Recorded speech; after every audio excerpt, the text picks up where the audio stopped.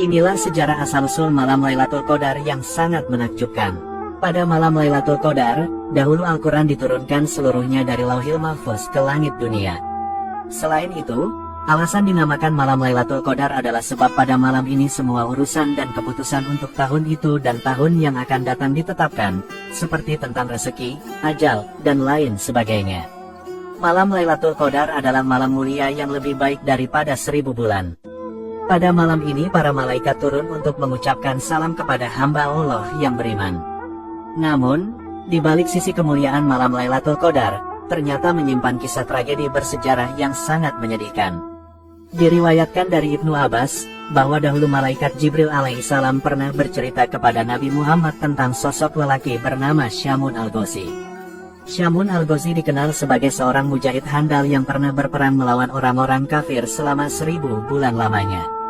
Hebatnya, ketika berperang, Syamun al-Ghazi hanya memakai tulang dagu unta sebagai senjatanya.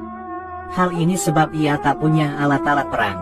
Ajaibnya, ketika orang-orang kafir dipukul dengan tulang unta itu, maka tak terhitung korban yang tumbang dari mereka. Selain itu, tulang unta yang dimiliki Syamun ternyata mempunyai banyak kesaktian. Di saat Syamun al-Ghazi merasa haus, maka akan mengalir air segar dari sela-sela gigi tulang dagu unta itu, lalu diminumnya.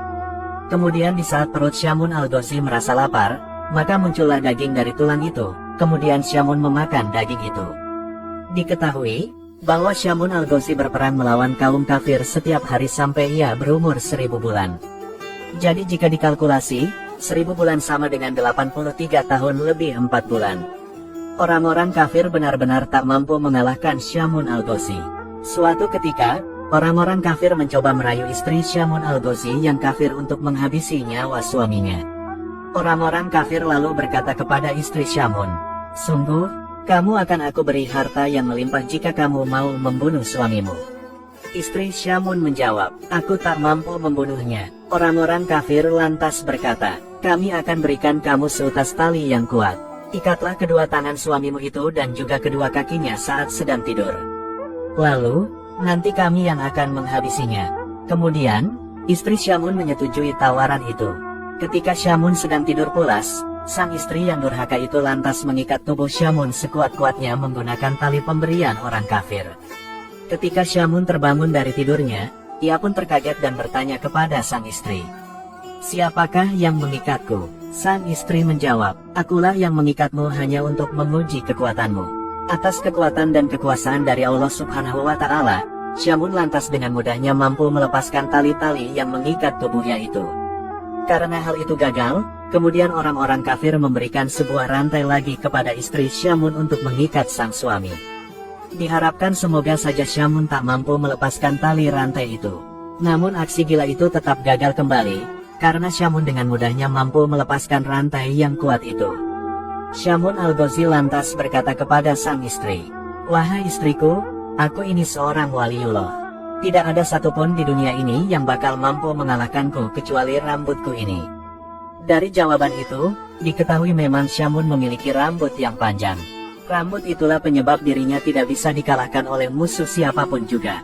Dari penuturan sang suami, akhirnya istri Syamun dapat tahu apa kelemahan suaminya. Kemudian, beraksilah istri Syamun ketika sang suami sedang tidur.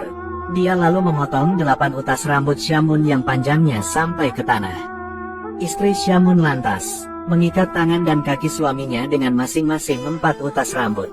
Ketika Syamun al-Ghazi bangun, terkagetlah ia melihat tangan dan kakinya terikat.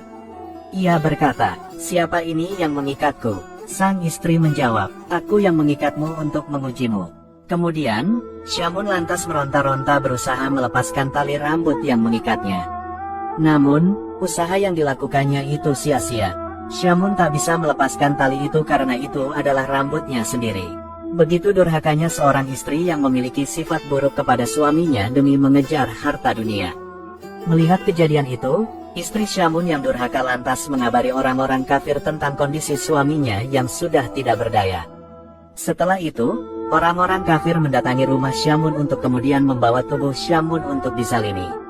Ketika telah sampai di tempat penyiksaan, tubuh Syamun lalu diikat di sebuah tiang. Kemudian, para orang-orang kafir mulai melakukan kezaliman dan penyiksaan kepada Syamun al-Ghazi. Tubuh mulia Syamun kemudian mulai dipotong-potong orang-orang kafir itu. Tidak hanya itu, mata Syamun juga dicongkeli, kedua bibir dan lidahnya juga dipotong sampai lepas. Menyedihkannya lagi, kedua tangan dan kedua kakinya juga dicopoti semuanya.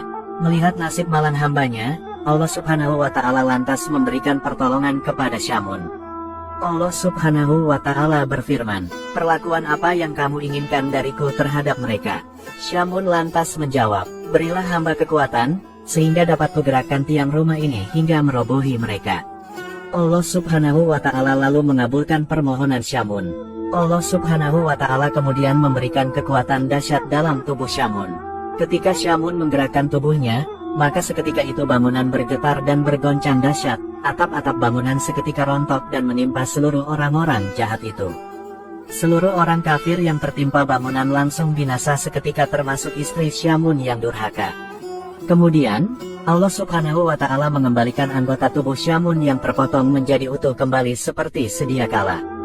Setelah peristiwa menakjubkan itu, Syamun al-Ghazi lantas masih hidup dan beribadah selama 1000 bulan lagi. Di setiap malam beliau selalu bangun dan mengerjakan sholat. Sedangkan di siang harinya beliau selalu berpuasa. Begitulah aktivitas kehidupan sehari-hari Syamun al-Ghazi hingga akhir hidupnya. Syamun al-Ghazi wafat dan gugur setelah syahid saat berjuang di jalan Allah Subhanahu wa Ta'ala. Setelah mendengar kisah luar biasa itu, para sahabat Rasulullah lantas menangis haru dan ingin sekali seperti Syamun. Mereka lantas bertanya kepada Rasulullah, "Ya Rasulullah, apakah engkau tahu pahalanya?"